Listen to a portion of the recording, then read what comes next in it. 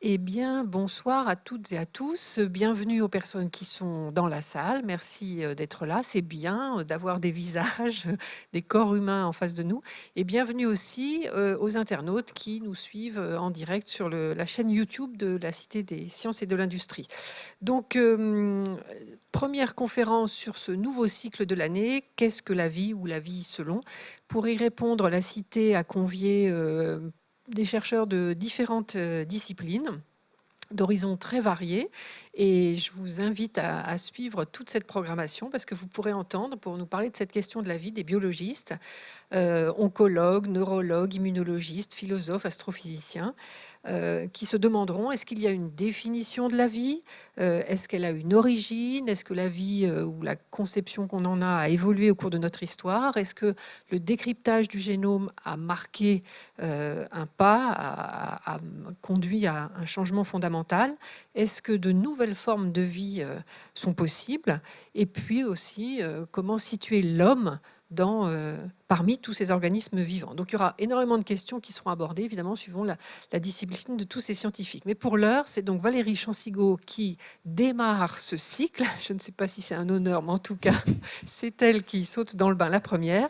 Je vous la présente. Donc vous êtes historienne des sciences et de l'environnement, chercheuse au laboratoire Sphère, Sciences, Philosophie, Histoire, qui est un laboratoire mixte du CNRS, de l'Université Paris-Cité et de l'Université Panthéon-Sorbonne. Votre travail porte sur la manière dont l'humain se pense dans la nature. Vous avez écrit de nombreux articles scientifiques et pour le grand public, et certains de vos ouvrages sont exposés ici et sont consultables ou empruntables à la bibliothèque de la Cité. J'en cite quelques-uns, les derniers. Histoire de la domestication animale en 2020, paru chez Delachaux et Nestlé. Les Français et la nature, pourquoi si peu d'amour, paru chez Actes Sud. Et puis un autre ouvrage, Les combats de la nature, de la protection de la nature au progrès social, chez Buchet-Chastel, qui est au cœur de votre problématique, c'est-à-dire que vous allez développer tout ça, mais vous allez voir, c'est une approche tout à fait originale qu'a cette historienne des sciences. Alors, la nature, sur laquelle vous travaillez, c'est un terme plus restrictif, on va dire, que la vie. Néanmoins, vous vous intéressez bien à notre rapport au vivant, avec donc une perspective historique. Alors, est-ce que vous pouvez déjà commencer à nous dire de quand date finalement cet intérêt pour la vie?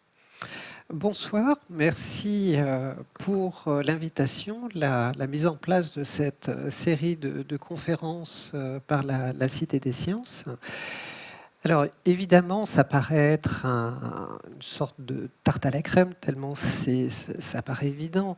On sait toujours penser, nous, espèces humaines, dans le rapport aux autres organismes vivants.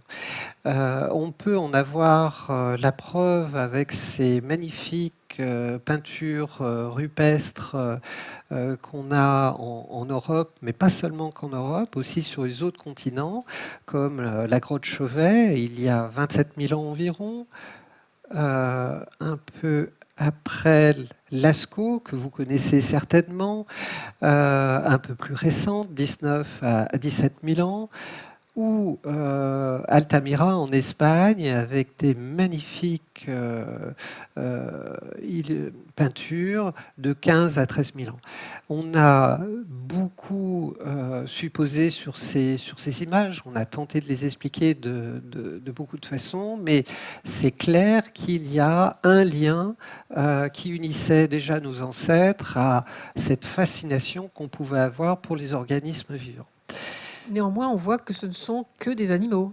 Ce ne sont que des animaux et pas n'importe quel animal, parce que dans les grottes européennes, on ne voit que des grands mammifères. Il y a quelques oiseaux, mais extrêmement rares. Il n'y a pas d'insectes, il n'y a pas de plantes. On peut trouver des plantes, notamment des arbres, mais des arbres uniquement dans certaines peintures qu'on va retrouver en Australie, en Afrique du Sud, en Amérique du Sud, mais de façon toujours extrêmement marginal. Ce qui est frappant quand on regarde le bestiaire représenté, c'est une sorte d'obsession, de caractère presque monomaniaque de nos ancêtres pour des grosses bêtes. Alors que même que leur économie, que leur alimentation ne reposait pas forcément sur l'exploitation de ces gros animaux. C'était quand même des animaux chassés. Ah, c'était des animaux chassés pour une grande part. Certains, d'ailleurs, ont disparu suite à ces chasses. On peut penser aux représentations de chevaux qu'on a dans certaines grottes, en sachant que l'ancêtre du cheval domestique a disparu totalement, et qu'il a disparu, y compris d'ailleurs en Amérique du Nord, où il était présent à l'arrivée de l'être humain. Et ce qui est frappant, c'est que ces animaux représentés c'est pas simplement que des êtres vivants, on voit déjà l'influence de la culture dans notre perception des animaux, la perception de ces êtres vivants. C'est-à-dire, il y a une sorte, si ce n'est de classification, du moins, il y a des animaux charismatiques, des chevaux, des bisons, des mammouths, qu'on va retrouver en très grand nombre dans certaines grottes, au point qu'il y a une sorte de motif répété sans cesse. L'intérêt de comparer ces grottes, c'est de voir que c'est des peintures qui n'ont pas été faites à la même époque.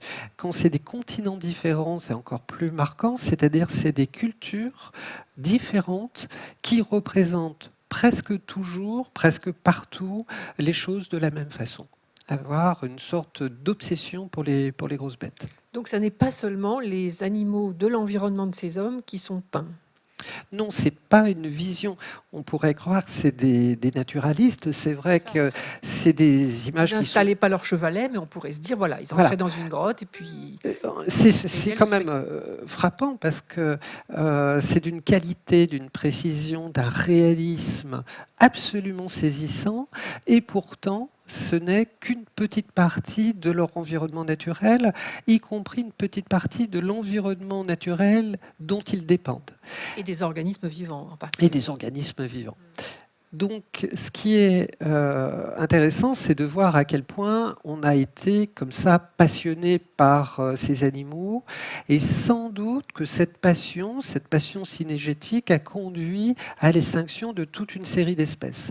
Lorsque l'être humain, en fait, colonise peu à peu l'ensemble des terres émergées de la planète, ça va s'accompagner toujours et systématiquement d'une vague d'extinction qui va frapper quel type d'organismes vivants? Des gros animaux, justement. Lorsque l'être humain arrive en Amérique du Sud, il y a 12 000 ans, c'est 70 genres d'animaux de plus de 40 kilos qui disparaissent. Lorsqu'il arrive à Madagascar, c'est la totalité des mammifères de plus de 40 kilos qui disparaissent. Donc, chaque fois, ce que l'on voit dans les grottes, c'est manifestement un objet de fascination, mais qui va jusqu'à l'extinction de ces espèces, probablement par surchasse. Donc, on a dès le début une relation passionnée avec le vivant, mais également compliquée pour le vivant lui-même. C'est-à-dire, si on se place du point de vue effectivement de la biodiversité, l'expansion humaine à la surface de la Terre a été plutôt une mauvaise nouvelle. Parce qu'elle a, vous l'avez dit, conduit à des extinctions. Et ça, quel que soit le continent? Oui, c'est plus ou moins visible d'un continent à un autre. Alors bien sûr, l'être humain est peut-être pas entièrement le seul responsable, bien qu'il a été probablement à l'œuvre dans l'extinction de bon nombre de ces espèces. Et l'argument principal pour rendre l'être humain responsable, parce qu'on pourrait penser aux variations climatiques qui permettent justement cette colonisation de l'Amérique notamment, sauf que ces extinctions se passent de façon la chronologie n'est pas la chronologie de la variation du climat, mais bien de l'arrivée de l'être humain. Par exemple, dans les Amériques, les extinctions principales se passent en Amérique du Nord comme en Amérique du Sud il y a 12 000 ans, à l'arrivée de l'espèce humaine, mais dans les Caraïbes, ça se passe quelques milliers d'années plus tard. Or, qu'est-ce qui arrive quelques milliers d'années plus tard? L'être humain. Il ne colonise pas tout de suite ces îles-là. Et donc cet aspect asynchrone de ce phénomène d'extinction est l'un des meilleurs arguments pour dire que l'être humain a une part de responsabilité, pas peut-être totale et absolue, mais certainement très importante. Alors, cet intérêt ou cette représentation du vivant, est-ce qu'elle évolue ensuite au cours de l'histoire? J'imagine que... Alors, si on compare, par exemple, les magazines papier, c'est un travail que j'avais fait. J'avais pris des revues, notamment britanniques, parce qu'il y a un choix très très vaste et c'était tentant de regarder ce qui est fait. Les Britanniques sont naturellement beaucoup plus naturalistes que les Français, en fait. Quand vous sortez un livre sur la nature en Angleterre, il sera certainement beaucoup plus vendu que si vous sortez le même livre pour le public français. Il y a une sorte On l'explique, ça, entre parenthèses? Alors, pas avec une explication simple. Simplement, ce que l'on peut dire, c'est que les Britanniques ont toujours montré, depuis au moins le XVIIIe siècle, une passion vraiment très grande pour la nature ordinaire, ce qui a largement manqué de la part des Français. Les Français sont beaucoup plus intéressés par des discours théoriques sur la nature, par exemple. Ça a été l'orientation de la biologie française au XIXe et au début du XXe siècle, tandis que les anglo-saxons sont beaucoup plus tournés vers des aspects très, très précis, très matériels. Ils observent alors. Nous, on théorise et eux observent. Ils se promènent dans la nature. Alors, il y a bien sûr des observateurs en France. On ne peut pas non plus aller trop loin dans la description, mais très clairement, les Français sont moins actifs.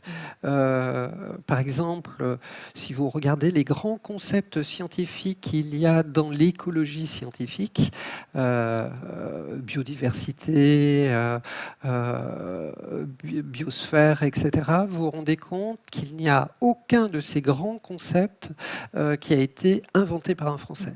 Ça a été fait par des Allemands, des anglophones, des russophones, mais des Français, il n'y en a pas. Et donc, vous vous intéressez à ces revues britanniques. Voilà. Et donc, je me suis dit, mais je vais prendre ces revues britanniques. J'ai comparé la couverture de ces revues britanniques. Eh bien, en fait, on retrouve sur ces couvertures le même type de représentation que dans les grottes préhistoriques à un détail près. C'est-à-dire, c'est essentiellement des photos de grands mammifères. Il y a très peu de rongeurs, il y a très peu de chauves-souris. C'est essentiellement des grands carnivores ou des grands herbivores qui sont représentés avec souvent des oiseaux. Ça, c'est quelque chose qui est différent effectivement des grottes. C'est une passion qu'on peut d'ailleurs dater pour les oiseaux, notamment les oiseaux chanteurs. Et ça, c'est absolument fascinant parce qu'on se rend compte, quand on compare de façon globale les représentations de ces grottes à des représentations contemporaines, on observe systématiquement l'action en fait de préjugés culturels qui va favoriser certaines espèces et défavoriser d'autres espèces en les oblitérant. Et vous avez pu identifier quels critères sont plus attractifs ou selon quels critères on met en avant certaines espèces au détriment d'autres? Alors ça a été abondamment étudié par d'autres chercheurs qui ont essayé parce que je ne suis pas la seule à avoir vu ce phénomène, c'est un phénomène extrêmement connu et très étudié. Et en fait, il y a plusieurs explications qui ont été avancées. L'une des explications, c'est qu'on s'intéresse aux animaux les plus proches de nous d'un point de vue évolutif. C'est-à-dire qu'on a plus de facilité avec les mammifères qu'avec les poissons. Mais on aura peut-être plus de facilité avec les poissons qu'avec les insectes. Et plus de facilité avec les insectes qu'avec d'autres types d'invertébrés encore. Et sans doute... parce qu'on a l'impression, face à un oiseau, face à un mammifère, d'être pas si éloigné de quelque chose qui nous ressemble, d'être proche en fait de ce type d'organisme. Avec un insecte, c'est beaucoup plus difficile. Même si vous regardez avec une loupe une araignée, une mouche, vous ne verrez pas d'expression sur sa tête. Vous verrez des gestes, mais vous ne verrez pas d'expression. Il n'y a pas de regard au sens où on peut reconnaître un regard, par exemple, dans une belle photo d'orang-outan ou de gorille. Il n'y a pas cette impression. On ne peut pas accrocher d'un point de vue On des se voit en représentations. l'autre, en quelque sorte. Et on a du mal à se voir, effectivement, dans une araignée. Dans une araignée. À quel moment intervient la classification et une vision plus large, on va dire, de ces organismes vivants? À quel moment on commence à mettre les uns et les autres en boîte? Alors, on a toujours fait ce travail de façon plus ou moins Pas empirique. toujours, puisque vous venez de nous montrer qu'avec Ah oui, mais la préhistoire, non. il y avait sans doute chez ces peuples une très grande connaissance des différentes espèces, des appellations très précises, une connaissance de la biologie. Manifestement, ils étaient des bons observateurs parce que ces peintures sont extrêmement précises.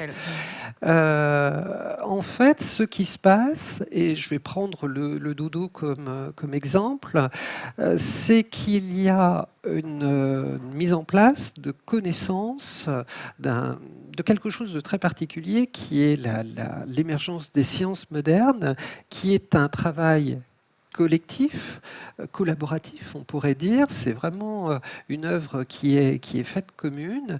Et ce travail commun va permettre de penser peu à peu que l'être humain a une action sur son environnement naturel, y compris au point de faire disparaître des espèces. Et la première espèce qu'on va identifier comme étant disparue du fait de l'homme, ça va être le dodo. C'est un oiseau important de l'île Maurice qui va disparaître probablement au XVIIe siècle. Trop chassé? Trop chassé. C'est une île qui n'est pas colonisée par l'être humain. Et lorsque les premiers voyageurs s'arrêtent, ils trouvent quoi? Ils trouvent un oiseau qui est incapable de voler, qui pèse quand même son poids, qui est très facile à chasser avec un simple bâton. C'est plus gros qu'une dinde? Ah oui, c'est beaucoup plus gros qu'une dinde.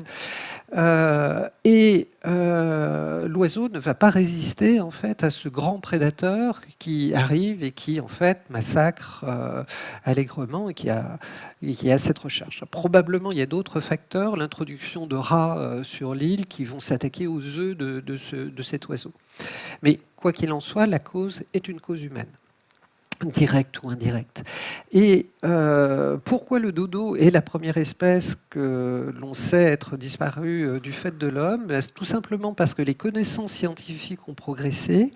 On a réalisé un travail d'inventaire du vivant de plus en plus précis. Donc on sait reconnaître les espèces, on sait les identifier et aussi on a une progression des connaissances géographiques. Au XVIIIe, encore, on estime que le dodo est peut-être un oiseau rare, c'est pour ça qu'on en trouve aussi peu, mais qu'il existe encore à Madagascar. Il suffirait de chercher dans des endroits. C'est l'idée du XVIIIe. Au début du XIXe, on sait que c'est fini, la messe est dite, l'oiseau a réellement disparu. Et cette peinture que je vous montre est une peinture intéressante parce qu'elle est faite par un certain Savéry, que vous ne connaissez peut-être pas, qui est un peintre qui travaille pour le roi de Hongrie. Et le roi de Hongrie a une grande ménagerie. Et dans sa ménagerie, il a des dodos, parce que des dodos vivants arrivent en Europe en tout petit nombre. Il y a d'autres dodos qui sont envoyés en Orient également pour d'autres ménageries. Et Savéry a la chance de peindre des dodos vivants qu'il voit dans cette ménagerie. On a des peintures de Savéry. Vous pouvez aller aux Pays-Bas notamment, vous aurez quelques exemplaires de ces peintures, à Berlin également. Et ce qui est intéressant, c'est que Savéry a fait par exemple des grands jardins d'Éden avec la représentation de beaucoup d'animaux. Et dans un coin, il y a un dodo qui se gratte la tête avec sa patte. Et c'est un geste tellement naturel qu'il a forcément vu le dodo le faire dans cette ménagerie. Et en fait, Savéry est contemporain de ces derniers dodos qui arrivent vivants. Et là, on voit bien qu'il y a deux choses qui se mettent en place, qui qui sculpte, qui guide notre rapport au vivant. C'est à la fois un travail d'inventaire, mais également une sorte de passion pour cette nature qui se poursuit, encore une fois, depuis la préhistoire, au point où on va collectionner les espèces les plus remarquables et les plus rares. Ce faisant, on peut participer à leur destruction.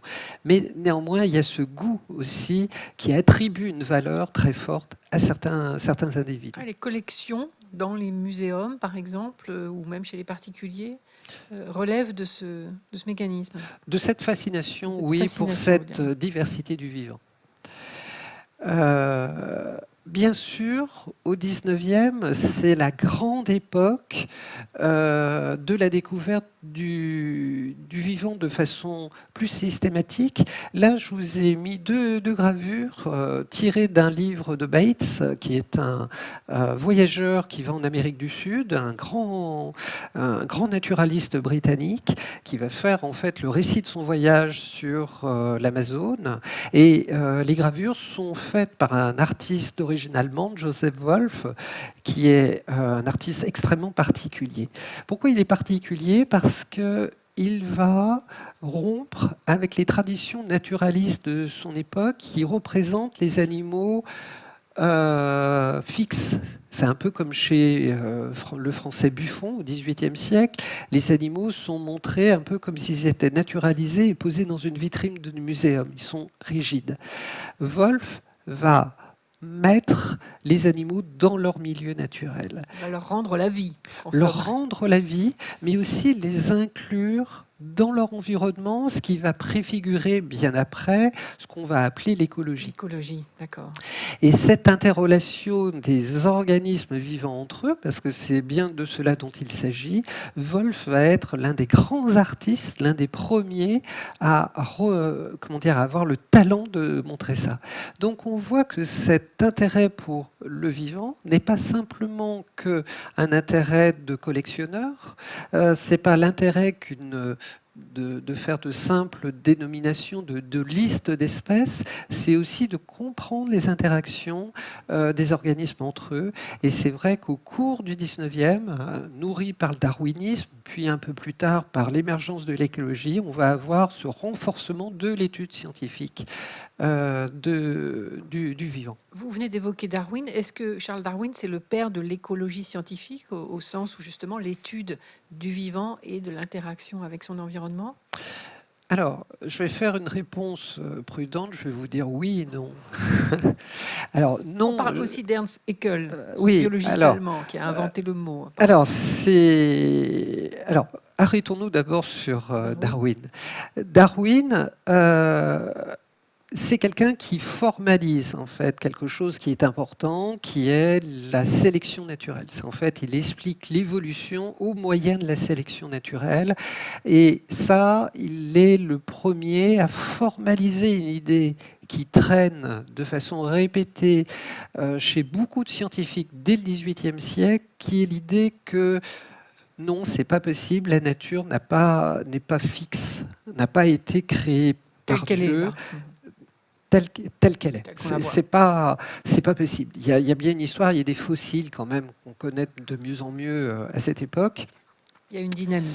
Il y a une dynamique, il y a une histoire. C'est-à-dire l'histoire naturelle est une vraie histoire. Et Charles Darwin permet en fait d'écrire cette histoire. C'est-à-dire que les organismes que l'on voit résultent d'une histoire d'interrelation qu'ils peuvent avoir. De contraintes éventuellement de leur environnement. Voilà. Une sélection naturelle, avec en fait certains individus qui vont survivre et pas les autres, et les caractéristiques de ces individus survivants vont se transmettre. Mais ce faisant, il montre bien que l'animal ou l'organisme vivant n'est pas tout seul au milieu de rien. Il y a bien une relation avec son environnement. Ça, c'est quelque chose qu'on pense depuis toujours. Mais simplement, il se passe en Europe en particulier, à partir du 18e, une réflexion là-dessus. C'est-à-dire que ce qu'on appelle l'écologie, en fait, je reviendrai sur Haeckel juste après, naît véritablement, encore une fois, au cours du 18e, même si l'évolution est réellement cristallisé en quelque sorte par Charles Darwin. C'est pas lui qui invente en fait la totalité de ce champ, mais il le met en ordre, il le met en place. Et c'est pour ça qu'il est génial. Haeckel lit Darwin, c'est un grand darwinien, il n'est malheureusement pas que ça, et il va imaginer que cette révolution darwinienne oblige à écrire l'histoire naturelle autrement. On ne peut plus faire de l'histoire naturelle comme autrefois, on est obligé d'intégrer la dimension darwinienne. Et il imagine que cette nouvelle science doit porter un nouveau nom, à savoir écologie. Cette interrelation des organismes entre eux, en fait, c'est le champ de cette discipline. C'est vraiment, en fait, la conséquence de l'arrivée de darwinisme. Alors pourquoi je disais que Haeckel, malheureusement, il n'a pas fait que ça, c'est par ailleurs, c'est un grand savant du 19e, mais il est également quelqu'un qui est profondément raciste et il va en quelque sorte utiliser son savoir scientifique pour formaliser le rapport inégalitaire des races humaines entre elles. Et clairement, il va alimenter une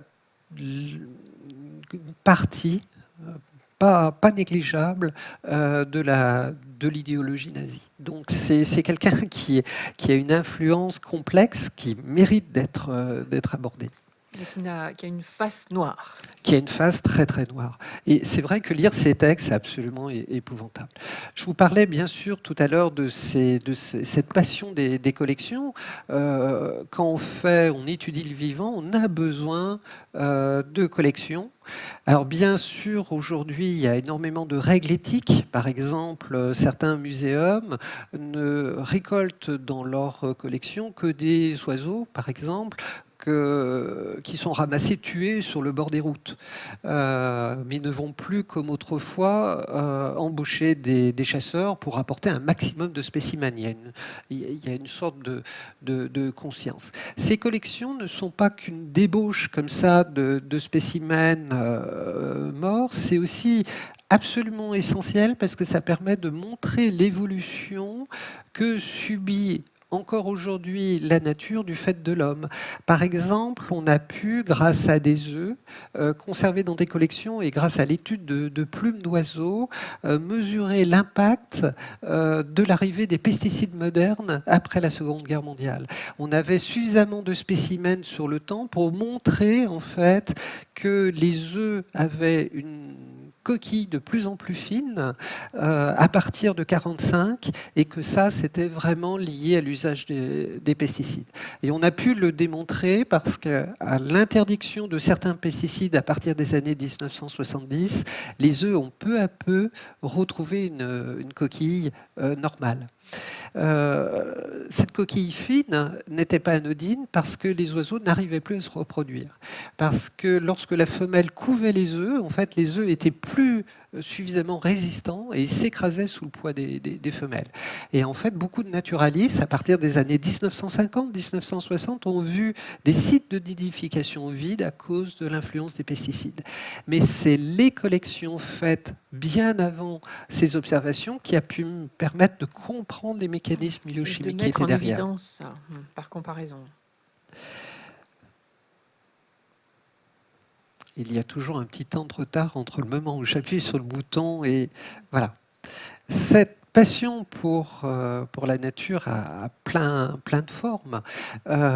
J'ai parlé du collectionneur, j'ai parlé du scientifique qui faisait des classifications, de ces savants, de ces savantes qui étudient l'interrelation des organismes entre eux, mais l'intérêt pour la nature est une sorte de passion qui peut être aussi une passion personnelle.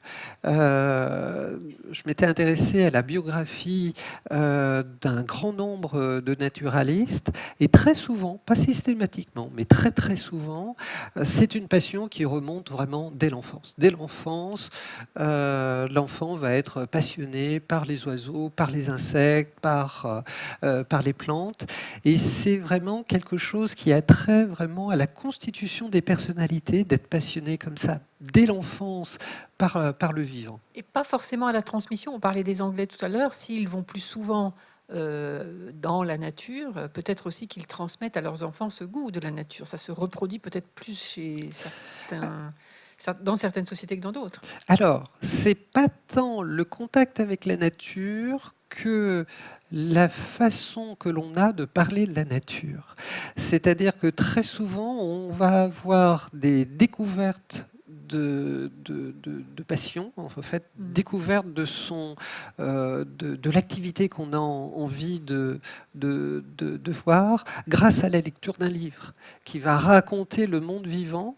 Et c'est pas tant le contact que cette information qu'il y a. Se promener, savoir reconnaître un chêne d'un frêne, d'un autre, voilà. Ça va pas faire de moi une passionnée forcément.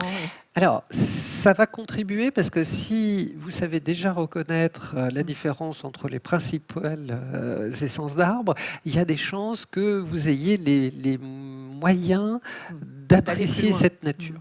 Ça, c'est quelque chose qui m'a frappé quand je vais dans la nature. Alors, j'explique souvent que mon travail consiste à aller dans la nature. Alors, la plupart des gens vont dans la nature regarder la nature. Moi, je vais dans la nature regarder les gens qui regardent la nature.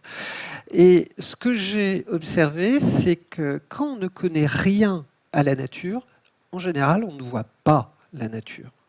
Il ne suffit pas d'être au milieu d'une forêt pour voir ce qu'il y a à voir dans cette forêt. Et je donne toujours un exemple parce que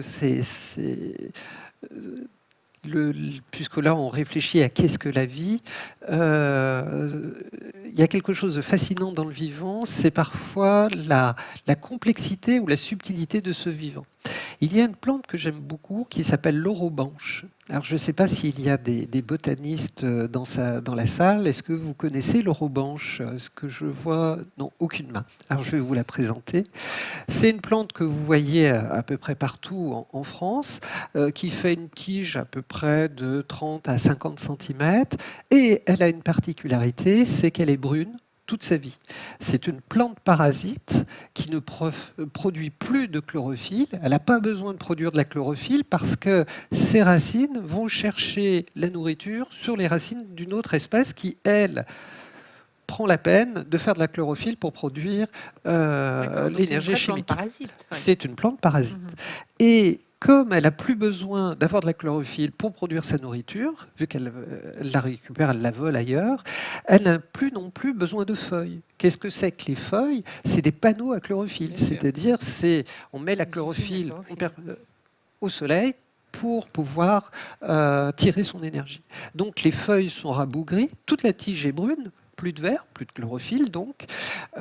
Et ce qui est absolument fascinant, c'est que c'est un chef-d'œuvre de la nature, si on peut s'exprimer comme ça. C'est une merveille de la nature.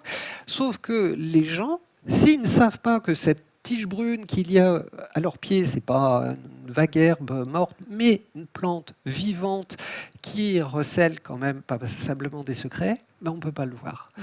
Et ça, c'est une caractéristique de ce rapport au vivant que j'étudie, c'est que sans les connaissances nécessaires, on ne peut pas le voir, on ne peut pas l'apprécier, on ne peut pas être ému. Il ne suffit pas d'être dans la nature pour être ému par la nature. La connaître, c'est d'avoir beaucoup plus d'émotions, et sans doute des émotions beaucoup plus fines. Et ce fut le cas de Rachel Carson. Alors, Rachel Carson, c'est une passionnée de nature depuis toujours, passionnée de littérature aussi. Elle a toujours voulu être écrivain. Et c'est une femme qui, juste après la Seconde Guerre mondiale, va faire paraître des livres qui, aux États-Unis, vont être des best-sellers, où elle va raconter simplement la vie des mers et de leurs habitants. Et son deuxième livre va être en tête des ventes d'essais pendant à peu près 1 an et demi. Il va se vendre à des millions d'exemplaires. Elle va ramasser à peu près toutes les récompenses littéraires possibles et imaginables concernant l'écriture sur la nature. Et Dieu sait s'il y en a aux États-Unis.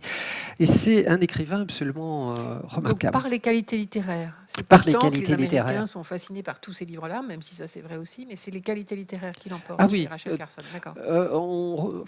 Tous les analystes de son œuvre vraiment soulignent la qualité littéraire. Et elle décide de mettre sa notoriété au service d'une cause de la nature, à savoir rendre lisible par le plus grand nombre les problèmes posés par les pesticides. Elle va écrire un livre qui s'appelle Printemps silencieux, qui paraît en 62, traduit en 63, qui va être lui aussi un best-seller. Elle va être attaquée de façon très agressive par l'industrie chimique. On va dire par exemple, c'est une femme qui n'a pas d'enfant, donc elle doit être communiste. Ne me demandez pas la relation entre les deux, je ne sais pas. Mais apparemment, ça paraissait évident à son époque. En 63, lors de cette photo, elle est biologiste marin de formation et c'est une photo qui est mise en scène pour servir la communication autour de son livre. On la voit comme ça avec une paire de jumelles à la main, mais ça reflète bien en fait son intérêt pour la nature. C'est une photo mise en scène, mais qui reflète bien la passion qu'elle a eue toute sa vie pour connaître la nature et pour la défendre. Et donc le Printemps silencieux, vous n'avez pas précisé que c'était un livre sur la disparition du chant des oiseaux. Voilà. Le printemps est silencieux parce qu'à cause des pesticides, les oiseaux sont empoisonnés et s'il n'y a plus d'oiseaux, eh bien le printemps est silencieux. C'est un livre qui va avoir une influence culturelle considérable, je dirais sauf en France, mais ça c'est comme d'habitude. On en revient au désamour ou à l'incompréhension. Et ça va conduire à l'interdiction aux États-Unis des principaux pesticides et vraiment l'émergence du mouvement environnementaliste tel qu'on le connaît aujourd'hui. Ça a été rendu possible. Elle ne l'a pas créé, bien sûr, de toutes pièces. Les éléments étaient disponibles, mais elle va faire la petite étincelle qui va provoquer en fait la mise en marche de ce mouvement. Et il faut bien comprendre une chose. Alors, je vais repartir, si vous voulez, dans le temps. Ici, c'est une stèle qui est visible à Rome, qui montre Marc Aurèle qui conduit en fait un sacrifice. On voit le bœuf qui va être sacrifié. Vous voyez à droite un homme qui tient une sorte de petite hache qui va mettre procéder à mort, au sacrifice. qui va procéder au sacrifice, le sacrificateur. Et ce rapport au vivant n'est pas qu'un rapport, je dirais, intellectuel, de connaissance du vivant. Parce que ce que j'ai présenté, ça a été à la fois, en quelque sorte, l'étude scientifique du point de vue des naturalistes. Mais le vivant, c'est pas que ça. C'est pas qu'un objet d'étude. C'est aussi un objet, comme je le disais, de passion, et qui permet profondément de structurer les sociétés humaines. La culture humaine ne serait pas ce qu'elle est sans ce rapport au vivant, en fait. Quelles que soient les cultures humaines, je mets ça au singulier, mais toutes les cultures humaines sont régies par cela, on va le voir. Et ce sacrifice, c'est le sacrifice d'un animal domestique. Les sacrifices d'animaux sont toujours des sacrifices d'animaux domestiques. Et ce qu'il faut voir, c'est que dans la vie des sociétés qui procèdent au sacrifice, ces sacrifices revêt une importance considérable. Dans la Grèce antique, par exemple, on considère que les lignées masculines, la fondation d'une maison dirigée par un homme, était permise et entretenue par les sacrifices. Tout l'acte sacrificiel, notamment tout ce qui concerne le sang de l'animal, certains de ses organes, il n'y a que des hommes qui officient et que pour des hommes. C'est vraiment une relation très très importante parce que ça permet l'organisation patriarcale de ces sociétés. Ce que vous nous dites là, c'est que dans la Grèce antique, pour accéder donc à un certain statut, on sacrifie un animal domestique. Tout à fait. Mais dans d'autres cultures, chez les Amérindiens, pour passer de l'âge de l'enfance à l'âge adulte, il y a d'autres sacrifices, mais Il n'y a pas pour autant destruction Alors, il n'y a de pas la vie. forcément de sacrifice d'animaux. Ça peut être d'autres types de cérémonies, ça peut être d'autres types de consommation, mais pas de sacrifices tels qu'on peut les voir se développer, par exemple en Grèce, mais pas seulement en Grèce, également dans d'autres pays. Il faut savoir que cette relation au vivant, à travers le sacrifice, est important pour la constitution des sociétés, mais est important pour les animaux eux-mêmes, parce que, par exemple, dans le cas de la vache, certains historiens de la domestication ont supposé que la vache avait été domestiquée, enfin le roc avait été domestiqué, ça a donné la vache en Europe occidentale et le zébu en Asie, sans doute pour des raisons sacrificielles. Il y a des cérémonies dans la Chine antique qui impliquent de tuer au même moment un grand nombre de vaches ayant la même couleur de robe, le même sexe, le même âge et la même type de disposition de cornes. D'où la nécessité de produire ces animaux. Exactement. D'aller les chercher dans la nature, c'est pas possible. Il faut donc les mettre en élevage. Alors ça c'est intéressant, ça nous permet de passer à la domestication, qui est un domaine que vous avez bien travaillé. Est-ce que au néolithique, effectivement, la domestication, qu'elle soit animale ou végétale, elle change notre rapport au vivant? Alors, elle change au rapport vivant. Je vais juste donner un exemple supplémentaire sur cette question de sacrifice. Dans le cas du poulet aussi, c'est assez probant qu'on a domestiqué le poulet, pas d'abord ni pour sa viande ni pour ses œufs, mais pour servir de deux choses, d'animal sacrificiel, à nouveau, et également d'animal de combat. Ça, c'est une grande obsession humaine, c'est d'organiser des combats d'animaux. Et on a, par exemple, dans la Rome antique, des lignées de poulets dédiées au combat de poulets. Donc c'est vraiment, enfin combat de coq, pour dire les choses comme ça. Mais c'est vraiment quelque chose qui occupe beaucoup. Le poisson combattant, que vous connaissez peut-être, a été sélectionné pour servir d'animal de combat, en fait. On faisait des combats de poissons.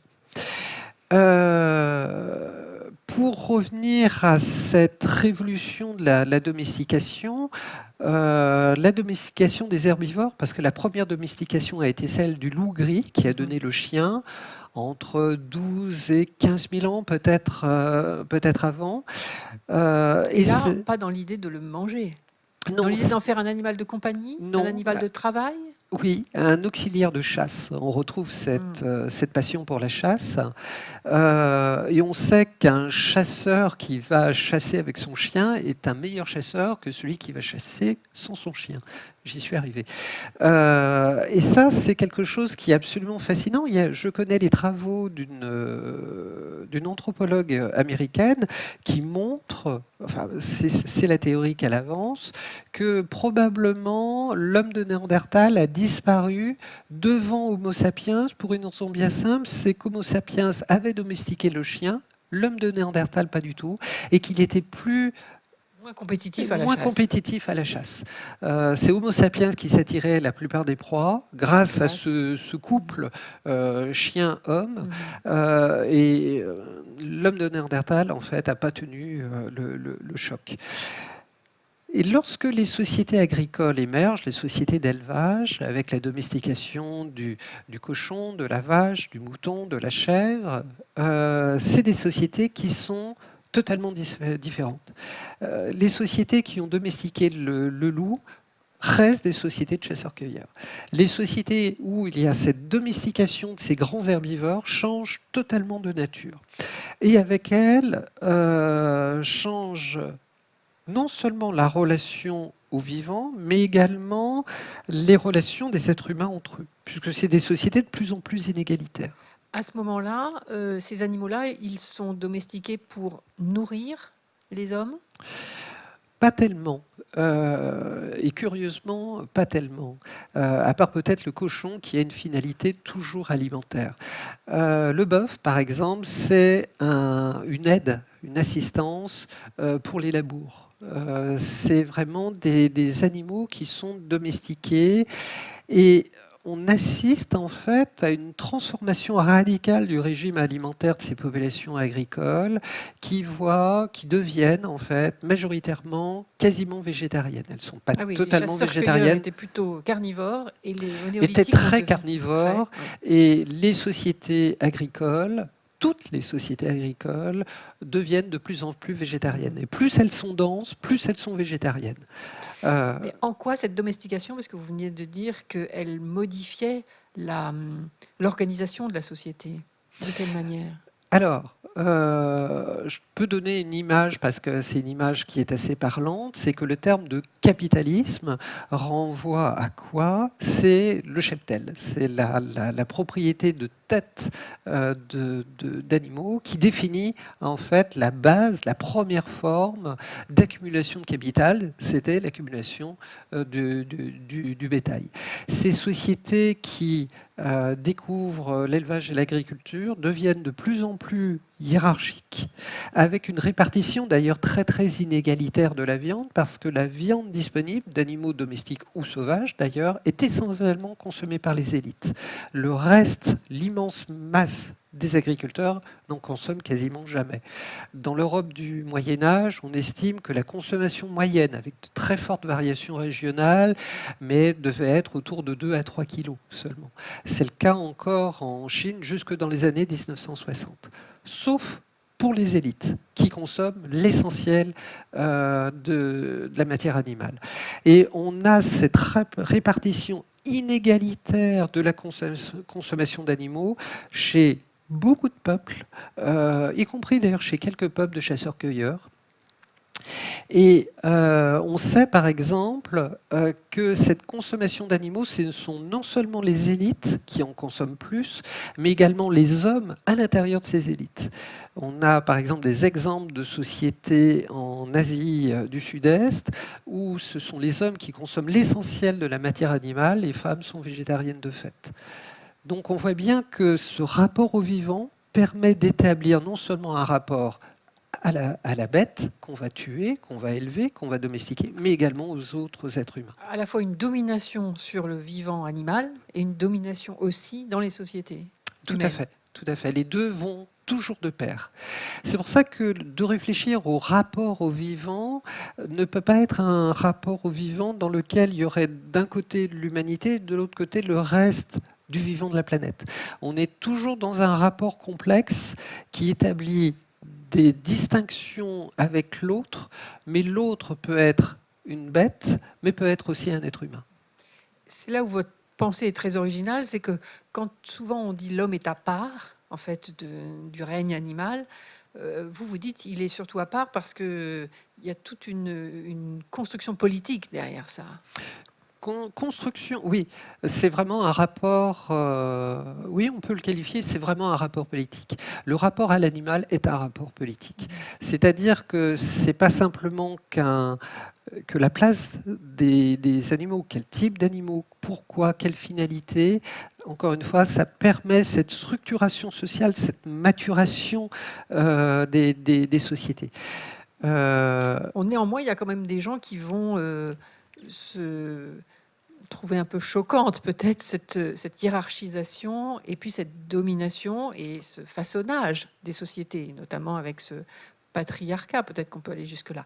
Et là, cette image-là, elle est justement Alors, réalisée par un militant. C'est une photo de 3 jours de chasse prise en 1897. Et cette photo est intéressante. Ce n'est pas tant le sujet de la photo que l'usage de cette photo. Initialement, cette photo paraît dans une revue de chasse qui montre les talents de ces 3 chasseurs. Et cette photo va être réutilisée dans des revues de protection des oiseaux pour dire: regardez ces 3 horribles personnages qui sont cruels et égoïstes, qui ont détruit bien plus que nécessaire, qui s'approprient cette nature. Lorsque, à cette époque, on critique la chasse, c'est pas pour condamner la chasse en elle-même, mais pour dire que la chasse est un acte égoïste. C'est-à-dire l'oiseau que l'on tue, c'est un oiseau que plus personne ne pourra voir, parce qu'on se l'est approprié. C'est cruel, parce que c'est une destruction inutile. Ils ont tué des oiseaux, mais ça va leur servir grosso modo à rien. Mais en plus, c'est quelque chose qui est égoïste, parce qu'en fait, on en tire une jouissance que plus personne d'autre ne pourra avoir après soi. Et ça, c'est quelque chose qui est constamment mis en avant, c'est la dénonciation de la cruauté de l'égoïsme sous une forme mêlée. Et on va réutiliser cette photo en disant aux militants de la cause des oiseaux, on connaît l'identité de ces 3 chasseurs, écrivez-leur pour les critiquer sur ce qu'ils ont fait. C'est-à-dire on les place à la vindicte publique. Donc on se rend compte que finalement, cette défense de la nature ou cette défense du vivant, elle est quand même assez ancienne. On a l'impression que c'est un débat très moderne, très actuel, mais pas du tout. C'est quelque chose qui est à la fois ancien et qui est parfois très déroutant pour nous. C'est-à-dire lorsqu'on s'intéresse par exemple ici à ces protecteurs des oiseaux, on se rend compte qu'ils ont des oiseaux qu'ils aiment beaucoup, les oiseaux chanteurs par exemple, et des oiseaux qu'ils détestent, à savoir les rapaces. Ils sont prêts à défendre certains au détriment des autres. Voilà, ça ne s'applique pas partout. Mais quelque part, on n'est pas très loin de la situation actuelle. On a des protecteurs des animaux, par exemple, qui veulent bien protéger chats, chiens, les oiseaux éventuellement. Mais si on leur demande est-ce qu'ils seraient prêts à protéger les moustiques ou les araignées, ça serait pas... d'adhésion. Voilà, ça serait peut-être un peu différent. On dit aussi que aujourd'hui, les 5 espèces emblématiques de l'Afrique masquent en fait toutes les autres qu'il faudrait protéger. Les éléphants, enfin voilà, on est prêt à se bouger pour le panda, l'éléphant, le tigre, que sais-je, mais beaucoup moins pour nos insectes.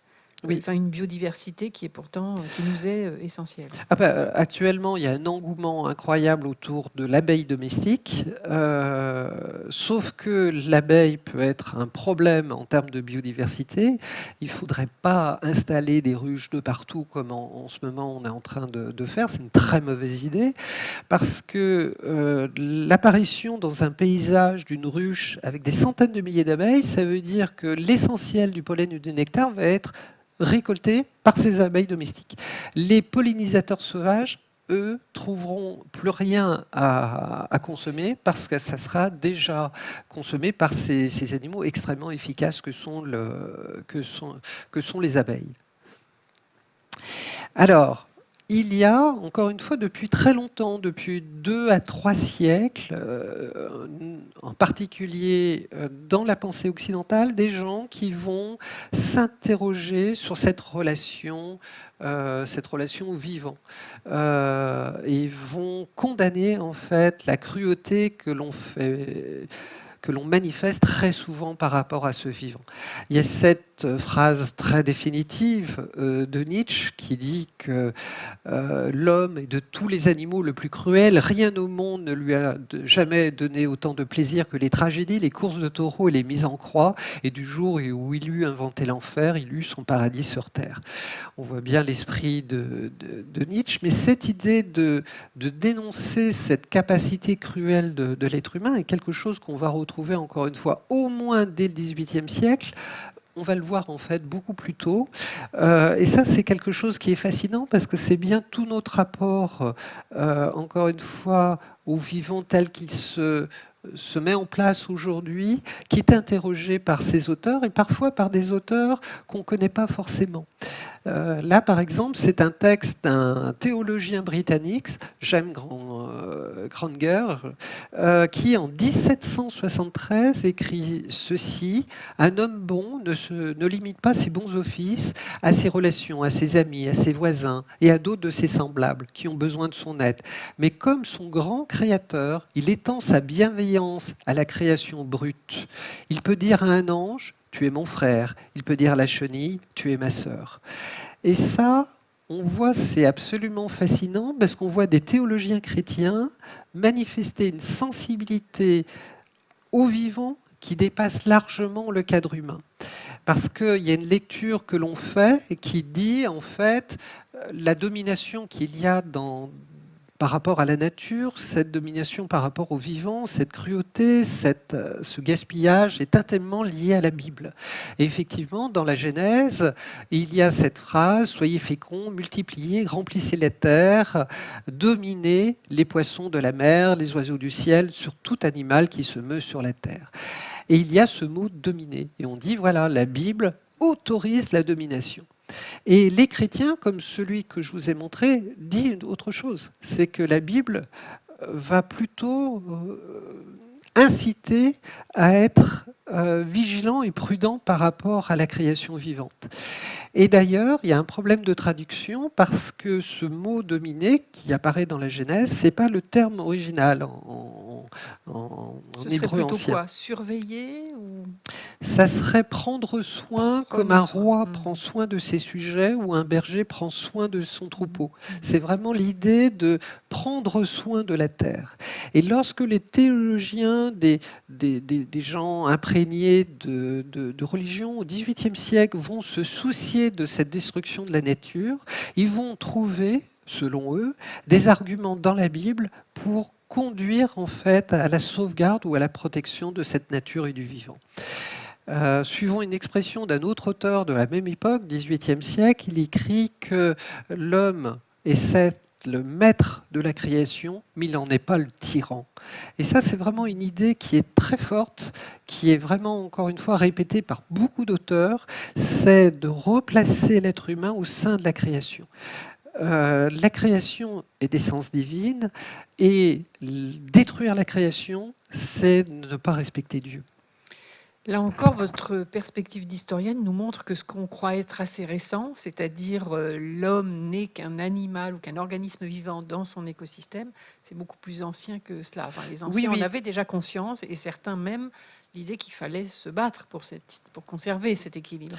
Il y a une notion qui est une notion profondément morale derrière tout ça. C'est-à-dire que ce que l'on craint, c'est que la violence à l'égard des animaux ou de la nature soit en fait une violence qui finit par détruire en fait les sociétés elles-mêmes.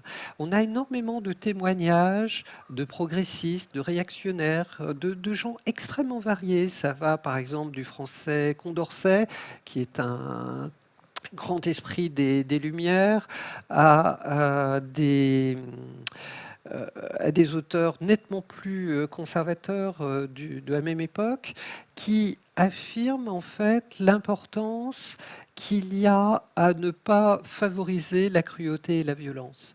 Parce que si on commence à s'habituer à la cruauté faite aux animaux, par exemple, on finira immanquablement par être cruel et violent à l'égard Par la banaliser des humains, voilà. de nous-mêmes, de notre Ouais. espèce. Ça, c'est quelque Banaliser chose la qui violence. paraît évident.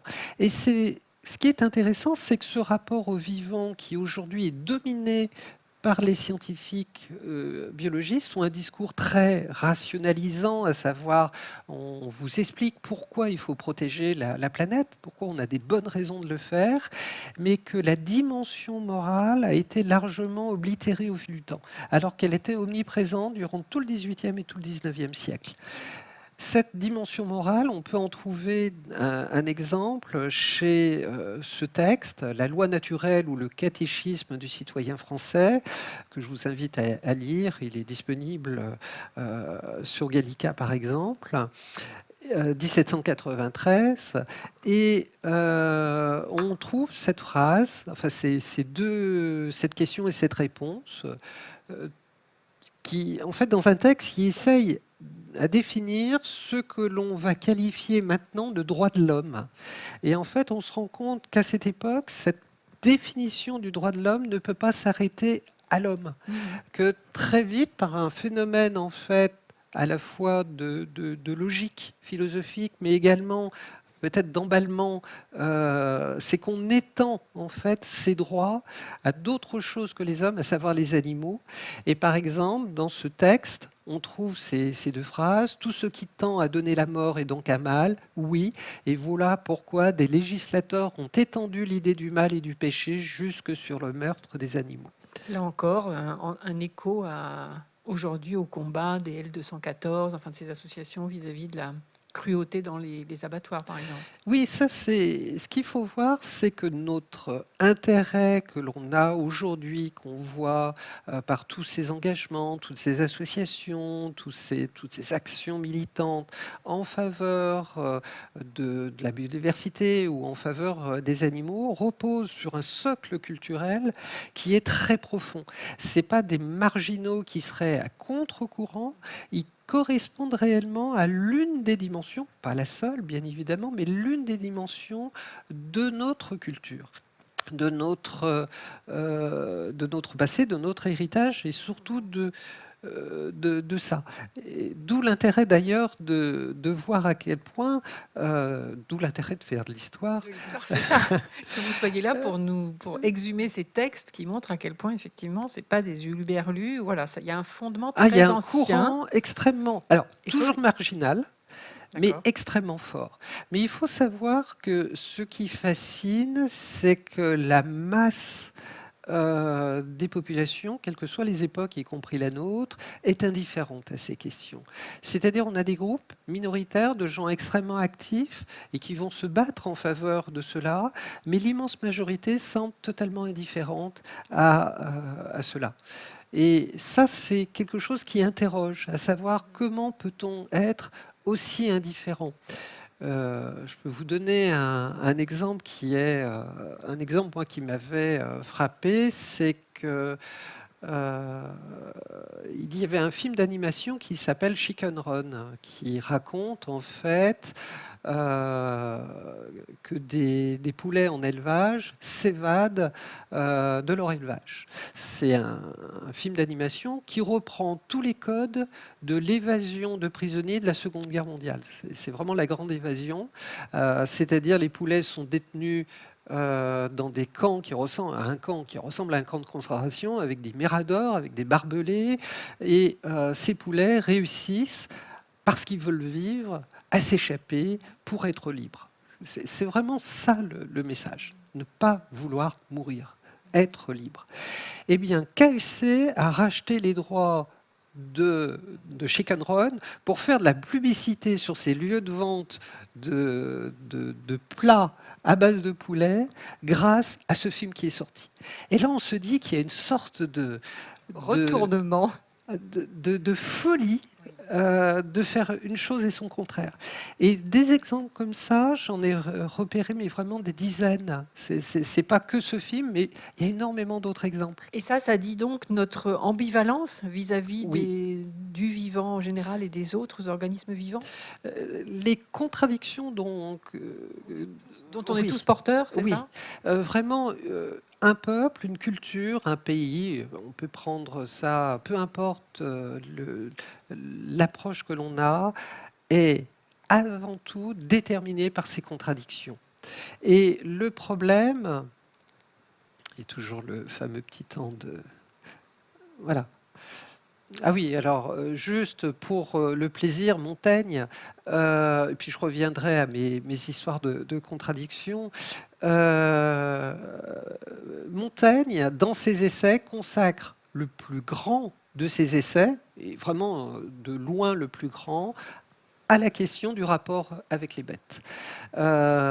C'est un essai vraiment extrêmement sensible, dans lequel il va même, lui, noble, condamner la chasse, ce qui paraît quand même assez étonnant.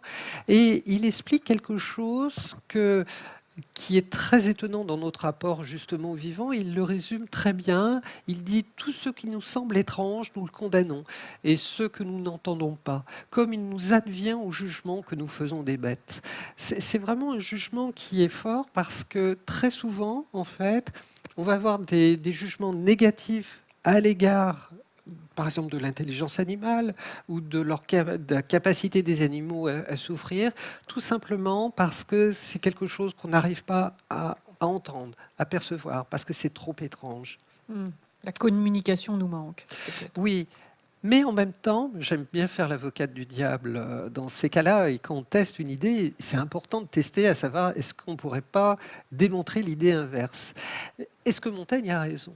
Parce qu'après tout, et l'histoire humaine regorge d'exemples, l'actualité aussi, d'exemples malheureusement tout à fait épouvantables, que l'être humain prend un plaisir sans nom à torturer, à faire souffrir des êtres humains. C'est-à-dire là, on ne peut pas dire qu'il y a de différence, ou alors si c'est juste une langue ou une religion, c'est pas quand même une différence très épaisse. C'est-à-dire on a l'impression que l'explication du rapport brutal et violent à l'égard des bêtes, c'est leur étrangeté, sauf que comme on fait la même chose à l'égard des êtres humains, c'est quelque chose qui ne fonctionne pas forcément. Et ça, c'est quelque chose qui est important de se dire que il faut se méfier encore une fois de ce type de jugement. Donc Montaigne a raison d'attirer notre attention sur cette question, mais est-ce qu'il a réellement raison? Est-ce qu'on ne peut pas démontrer l'inverse?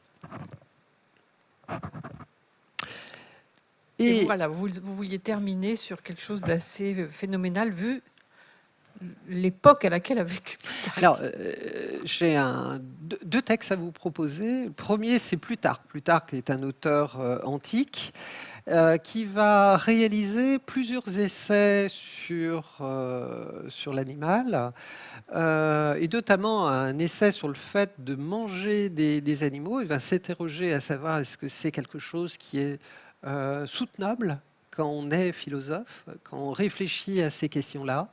Et il dit, et moi avec étonnement, je demande quelle passion, quel mouvement de l'âme ou quel argument de la raison poussa un premier homme à porter à sa bouche un produit de meurtre, à toucher de ses lèvres la chair d'un animal qui était mort, à servir sur une table des cadavres et des spectres, à nommer ragoût, mets esquis et autrement encore des lambeaux qui, un instant auparavant, mugissaient, avaient une voix, marchaient et voyaient. Quand même extraordinaire. Alors, il y a une chose qui est très intéressante dans ce bout de texte. C'est la raison qui poussa un premier homme à porter à sa bouche un produit de meurtre.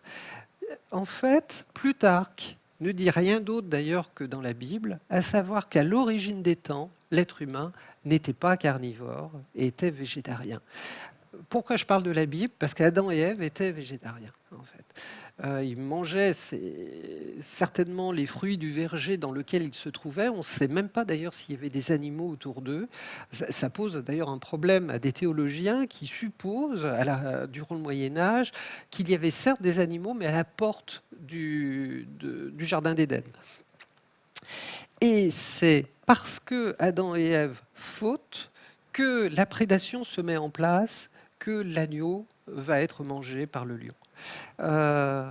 Et d'ailleurs, les descendants d'Adam et Ève sont toujours végétariens parce que l'humanité ne reçoit l'autorisation de manger des animaux, selon la Bible, qu'à l'époque de Noé.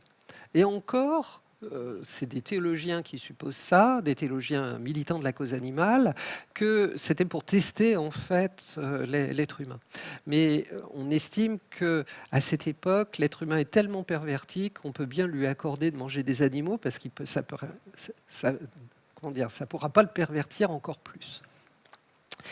Ce qui est intéressant, c'est qu'on voit que même un auteur qui n'est pas chrétien, Plutarque, estime lui aussi qu'à l'origine, il n'y avait pas une consommation d'animaux.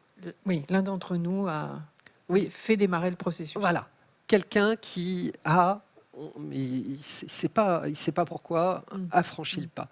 Et ça, c'est intéressant parce que ça rejoint un argument qui est développé au XVIIIe, qui est un argument absolument imparable, je trouve, d'un point de vue philosophique, qui dit, mais si l'être humain était un carnivore comme un autre, il ne se poserait pas autant de questions. Et c'est vrai que ça interroge en fait le rapport au vivant. Je vais vous expliquer pourquoi.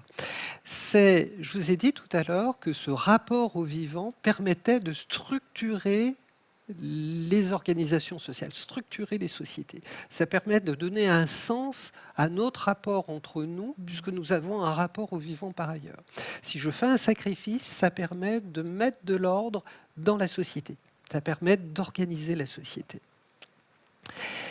Le problème, c'est que, ce faisant, on estime, enfin, comment dire, cette organisation sociale, le fait que l'être humain consomme des proies non pas parce qu'il est équipé, on n'a pas les dents qu'il faut, on n'a pas les griffes qu'il faut pour attraper à la course un lapin et le mettre en pièces, on le fait par notre intelligence. C'est notre culture qui nous permet ce rapport si particulier à l'animal qu'on voit dans ces grottes préhistoriques. C'est la culture. Et ce raisonnement de Plutarque et d'autres de dire, bah oui, mais si c'est la culture qui nous conduit à avoir ce rapport, c'est bien que cette culture est née à un moment. Ça veut bien dire qu'avant, on n'était pas comme ça, puisque c'est la culture qui nous a apporté ça. Et ça, c'est quelque chose qu'on va retrouver dans tout le phénomène de l'hominisation, l'émergence de l'Homo sapiens, qui est, par rapport à d'autres espèces du genre Homo, un chasseur beaucoup plus Performant, supérieur, c'est ça? j'allais dire obsédé, mais c'est vraiment la place de la chasse n'est pas du tout la même que chez Néandertal, par exemple. Et l'impact qu'il a est totalement différent. En fait, le rapport au vivant s'écrit à travers ces textes aussi d'une façon qui est assez particulière parce que l'espèce humaine est un prédateur, mais un prédateur d'un genre très particulier parce que c'est la seule espèce prédatrice de tout le règne animal qui consomme un spectre aussi large d'espèces. Aucun autre animal ne consomme des espèces aussi variées. Ça va des insectes, des invertébrés, aux animaux les plus gros. En fait, la totalité du règne animal peut être consommée par l'être humain. Et ça, c'est intéressant parce que ce type de texte, au-delà de la question philosophique que ça soulève, renvoie également à ces questions effectivement de constitution d'Homo sapiens en tant qu'espèce particulière. Et c'est bien un rapport au vivant qui en est la cause. Et je voulais terminer sur un texte qui est un texte important de Lamarck, biologiste français, qui au début du 19e écrit ceci: l'homme, par son égoïsme trop peu clairvoyant pour ses propres intérêts, par son penchant à jouir de tout ce qui est à sa disposition, en un mot, par son insouciance pour l'avenir et pour ses semblables, semble travailler à l'anéantissement de ses moyens de conservation et à la destruction même de sa propre espèce. On dirait que l'homme est destiné à s'exterminer lui-même après avoir rendu le globe inhabitable. C'est un texte fabuleux, écrit au début du 19e, qui traduit, encore une fois, Lamarck n'est pas un exemple isolé. Bon nombre de penseurs à son époque ont le même type de raisonnement, de réflexion. Mais il le met très limpidement en place. Et ce qui est absolument fascinant, c'est qu'on est là, face exactement aux questions que l'on se pose aujourd'hui. Complètement. On enlèverait la signature, on pourrait penser que... Ah, complètement, oui. Voilà, c'est du 21e siècle. Oui. Merci beaucoup Valérie Chancigot. Nous avons le temps pour des questions à présent, soit pour nos internautes via la chaîne YouTube, soit ici même, le micro peut passer. Voilà, je vais faire circuler un micro si vous avez des questions. Voilà, Oui. madame ici.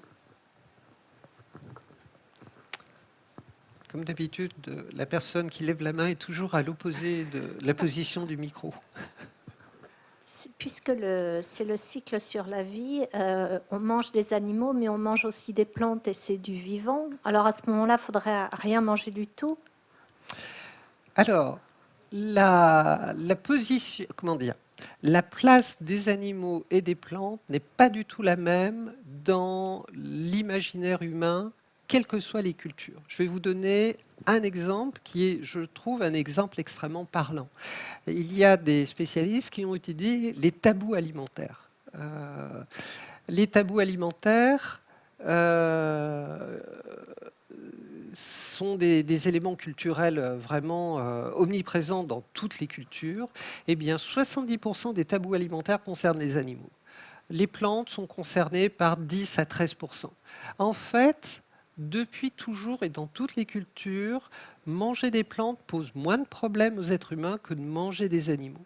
Ce qui n'est pas totalement absurde non plus, parce qu'il n'y a pas de forme de souffrance chez les plantes, sauf par abus de langage. On va estimer que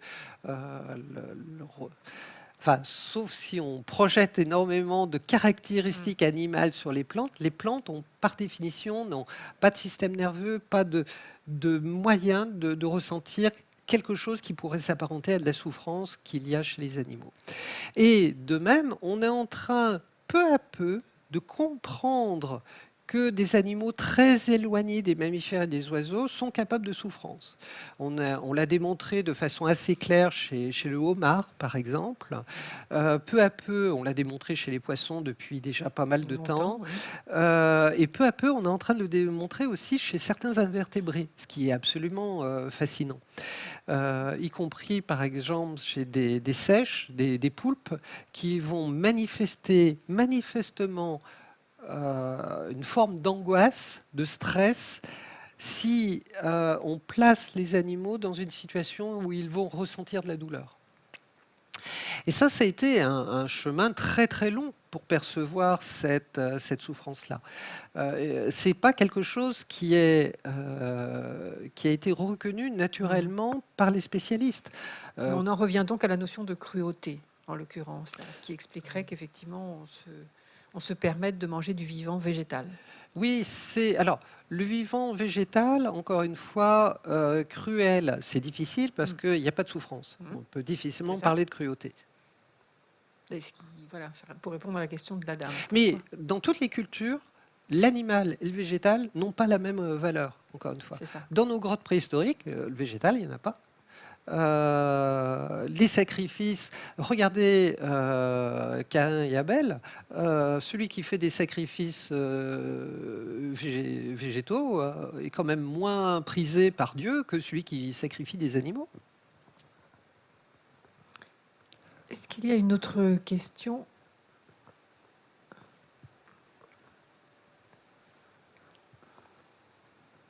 Ne soyez pas timide. Valérie Chansigo, elle en connaît un rayon sur tant de choses.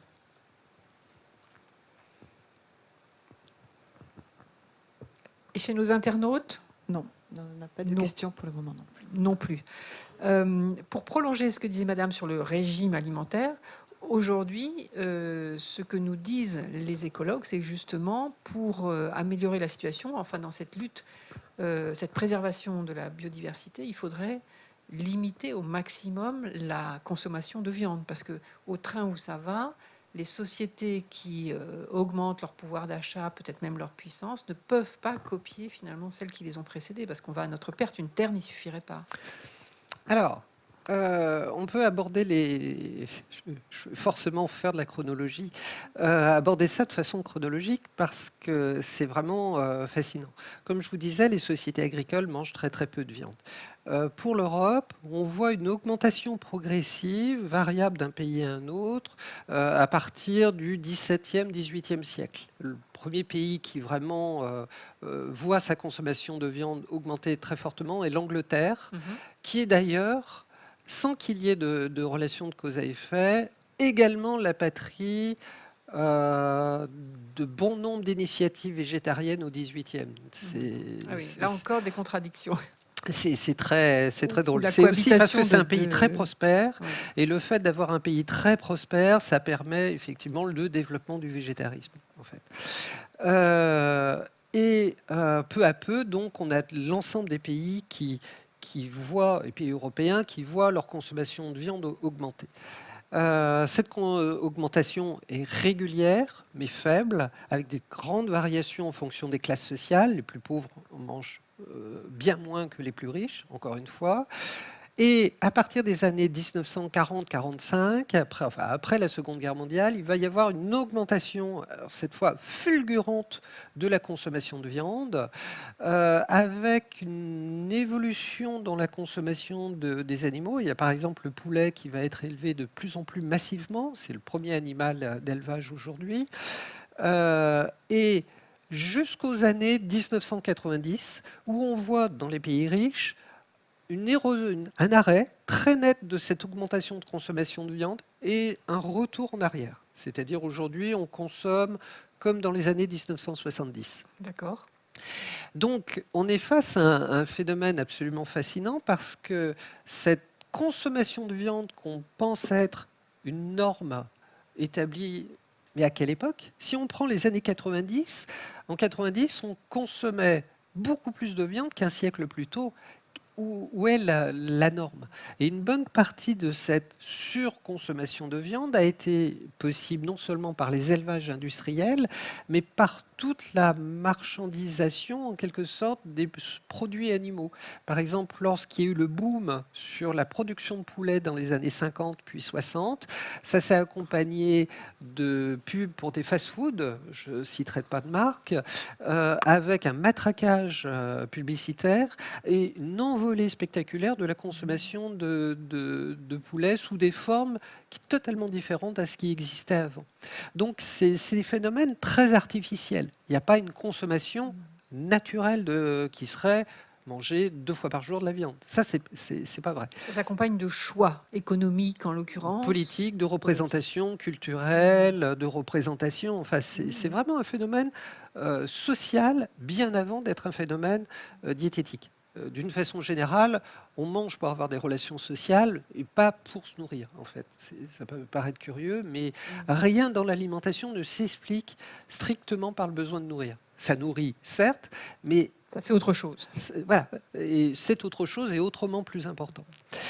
Et aujourd'hui, on est confronté à un vrai problème parce que l'augmentation de la démographie liée au changement de pratiques alimentaires avec l'augmentation de la consommation d'animaux par tous les gens qui deviennent moins pauvres fait qu'on est à un rythme qui est parfaitement intenable. Je n'ai pas vu d'études démontrer l'inverse. C'est clair, toutes les études scientifiques Oui, il y a montrent unanimité là-dessus. C'est extrêmement net. Et en fait, on va retrouver ce que Fernand Braudel résumait dans ses livres, parce qu'il a beaucoup travaillé sur l'histoire, effectivement, de la consommation animale et végétale. Et il disait, lorsque le nombre augmente, en fait, on doit consommer plus de grains. C'est vraiment l'alimentation végétale qui doit s'imposer. Donc, si on suit, ce n'est pas une prédiction de Fernand Braudel, mais une analyse, il y a un espoir. En gros, la planète devrait pouvoir être plus raisonnable sur sa consommation de viande. Est-ce que l'être humain peut être plus raisonnable? Ça, c'est un vaste débat philosophique. Je ne suis pas absolument convaincu. Il y a bien des signes qui montrent que non. C'est ça le problème. C'est que, encore une fois, pour beaucoup de gens, dans les pays riches, mais aussi ailleurs, l'accession à un meilleur niveau de vie passe forcément par la consommation de viande. Je voulais vous poser une dernière question parce qu'on arrive au terme de cette session, de cette conférence. Aujourd'hui, on parle énormément du changement climatique. Moins de la biodiversité. On en parle quand même, elle est enfin dans les journaux, voilà, grand public, mais on en parle moins. Or, il n'y a pas de solution au dérèglement climatique sans préservation de la biodiversité, puisque tous les organismes vivants, qui soient maritimes ou les plantes avec la photosynthèse, ce sont eux qui captent le carbone et qui résoudront peut-être cette crise climatique. Pour quelle raison la biodiversité, elle apparaît toujours en second plan alors qu'elle est essentielle pour la résolution du problème? Alors, moi j'ai une analyse, je suis en train de travailler sur ce sujet, donc il faudra qu'on revienne dans 1 an ou dans 2 ans. Moi, l'hypothèse que j'ai, enfin ce qui correspond à des recherches que j'ai déjà faites, c'est que le climat concerne toutes les classes sociales. C'est-à-dire qu'un dérèglement climatique, alors certes quand on est riche on peut migrer, mais ça devient compliqué. On peut avoir, je repensais aux images de destruction de Sainte-Barth à cause d'une tempête provoquée par le dérèglement climatique. C'est surtout des riches qui se trouvent dans ce port des Caraïbes.